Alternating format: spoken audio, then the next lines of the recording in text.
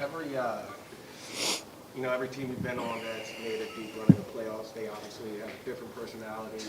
All teams are different. And this journey isn't over, obviously, but what kind of personality has this team developed? What have you noticed about this specific group that kind of makes it unique? I mean, you can single out Wiggs and JP and Otto, guys that are on this stage for the first time and kind of going through it with the expectations that we carry, with this team and our past and our experience. But we started the playoff journey.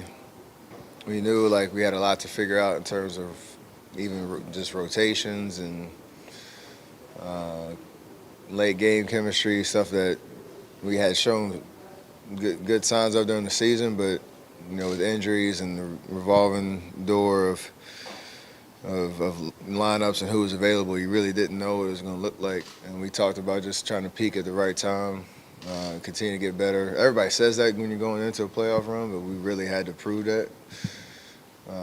And to get to this point where we are, that is the identity of this team that we've slowly figured it out and gotten better as each game, each series is gone, and we have more opportunity to keep proving that. Do you feel like this is your guys' best stretch of basketball? Just For sure, because it's obviously magnified by the moment. I think you can look at other stretches where we probably played better offensively and better defensively at spurts, but to put it all together and for it to lead to wins at this stage, that's really all that matters. Steph, you say you have such high expectations as a group, but considering everything this team has been through since June of 2019, to be one win away from the NBA Finals, are you able to just kind of savor this and look back on the journey, or you just have to look at the game ahead? Look at the game ahead because that's how we got to this point. Like,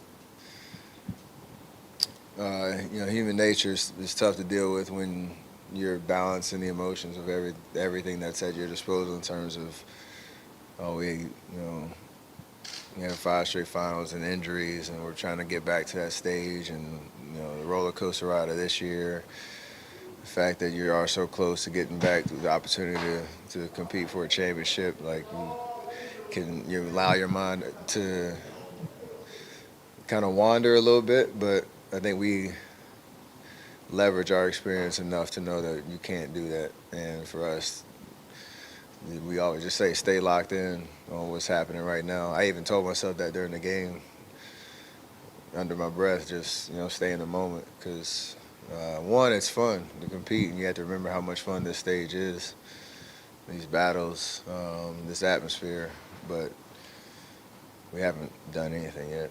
Steph, what are the keys to a closeout win, and what kind of advice are you giving to some of the players who haven't been there? Let's look at the last 2 series. I think we're 0 for 2 on that first closeout opportunity for different reasons. But you have to continue to focus on the game plan, what adjustments we might make. No, we don't have to play a perfect game, but you still have to compete. You can't let your guard down in terms of the little things that matter, like getting 50-50 balls, communicating on defense, taking care of the basketball. Those things that you can somewhat control will then help you kind of settle into a game against a team that is going to play with desperation. So if we match that energy and that level of focus, it doesn't matter much if you'll come out hot from on offense, or if you get every stop, you'll settle into the game, and then you can figure out how to get it done over 48. You said different reasons. What were they? I mean, obviously there was the big blowout in Memphis, but you said there were different reasons why it didn't work out those 2 games. Yeah, in Denver we played sloppy in the first half. We were just kind of all over the place and gave them life on top of them playing well, and then they allowed their home crowd to get into it. In Memphis, we were just outmatched, out game plan from the start, and didn't respond well until Game 6. So take those lessons and understand that feeling. It's extremely hard to close out any team, and especially on the road, you got to bring it. What does it take? The Jordan shot that he hit, he had a pretty quiet night up until he hits the dagger three. What does that take mentally from a young player to just, you know if you swing it to him, he's still confident despite the night he's having? Just, supreme confidence in yourself. And to understand the moment, he had another one at the top of the key, in the middle of the fourth quarter. That was huge to kind of keep the momentum going. And it's cool to see just the output of, like, his games have looked different from each series, each game, and he's starting to become, a prisoner of his own expectations based on how he started the playoffs. And you realize, again, this is his first rodeo with this, so it's going to be all over the place. But technically, it's an efficient game, 2 for 4, 50%. Everybody wants to shoot 50% from the field, so knock that last one down and get, kind of seal it, because it got kind of scattered at the end, a little sporadic. It was a weird last 3 minutes, so it was a big shot for us. Steph, we've heard about you and Draymond suggesting that Looney should start Game 6. And Moses said that during Game 2 this series that Draymond was telling him, you're probably coming in, be ready. And Moses even joked that if Draymond didn't want me in, I wouldn't be in. How much appreciation do you have that you and Draymond and I'm sure Andre and others have input? And do you seek it out, or do they mostly come to you? How does that work? It's a little bit of both, depending on the situation.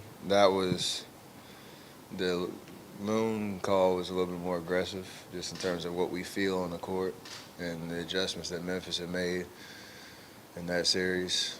So I felt like it was a necessity to give it a try, and Lou took advantage of that. But any conversation in our history and experience, like, there's definitely give and take in terms of what we see, what we feel as players, what the coaches are responsible for in terms of what the numbers say and their perspective. But good teams hopefully have chemistry and trust that when you get to the point where you make those decisions, you roll with it and kind of live with the results. You probably understand it doesn't happen like this on every team, right? I don't know. I've only been on one team. Steph, you've been in so many ball screens and roles I'm curious, when you're that active defensively in the mix, is it fun? Is it tiring? Is it challenging? Like, how do you view it when you're in the mix of the game like that? Since 2014, probably, the Clipper series, I expect it. So you learn how to approach it mentally in terms of being locked in on both ends, not letting the asserted effort of going at you on the defensive end affect the way that you can impact the game offensively, getting a little smarter in terms of technique and game plan and all that stuff, consistent effort. And just to compensate, even if you get scored on from time to time, like, you make whoever it is work.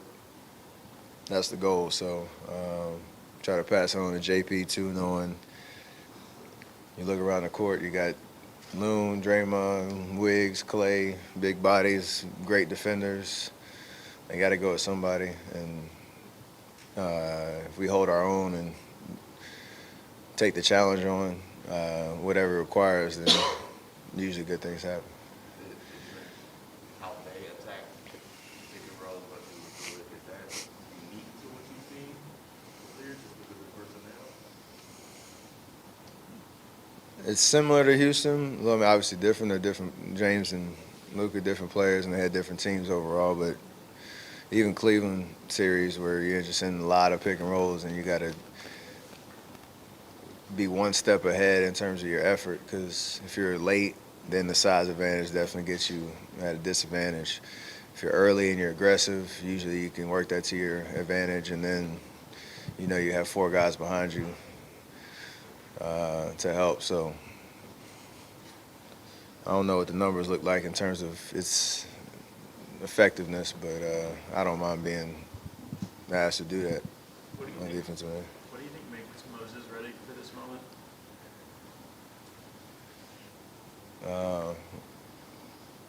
He's just extremely talented, high IQ, young guy that works tirelessly to be ready. I wish there was like a whatever Clutch Sports doing. They got to do a documentary on just how he approaches his season, because the behind the scenes of like how he works, going game speed, just consistent effort every day, not knowing if he's going to play the next day, going back and forth from the G League, all that stuff. Like, you can tell somebody it's going to pay off because your number's going to be called. Does a person buy into that? Do they believe it? Do they actually come with that right approach every day? And then you get to a situation where he's thrown into a Western Conference Finals game and it makes a big difference and plays extremely well. Seems very, very composed. The speed of the game didn't overwhelm him.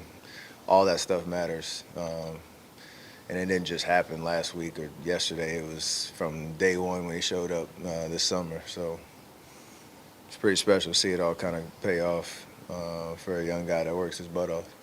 You said that you kind of told yourself to lock in real time in that game. Is it the same message with someone like Jordan? Was it being used for someone in the playoffs and being such a key player, obviously? It's for everybody because we all have a role to play. And, you know, we all expect to impact the game if you're out there, no matter how many minutes you're playing. And you see it like with a guy like Wiggs, he's asked to do a very specific thing, you know, guard Luka, make it tough on him, be relentless with that effort, be aggressive on offense, take the shots when you're open, drive, you know, when you have the advantage. He's been rebounding the ball like crazy. He has understood how he can impact winning and has bought into it. So everybody has to take that mentality. How many times do you guys replay that dunk this morning? Only once in film, but I'm sure everybody else watched it on their own plenty of times. Steph, have you had a chance to evaluate the shimmy, Luka's shimmy? It was phenomenal, A+.